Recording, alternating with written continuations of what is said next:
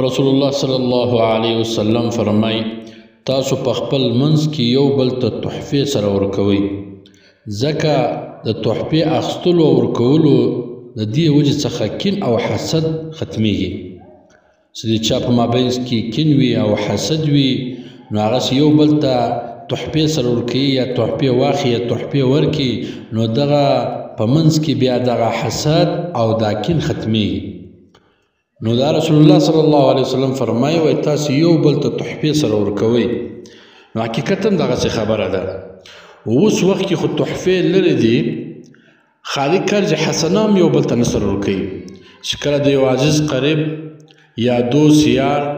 قرض حسنې ته ضرورت لري پیسو ته ضرورت لري نو چې ورته ووایي چې څه روپۍ په قرض راکړه قرض هم نه ورکېدی لوړې قسم قرآن دا کوي چې ما سره دا یو زره یا یو پنځویزم په جم کې د نه په کور کې سته نه په جم نه بل ځای سته زه خپله په دې سودا کوم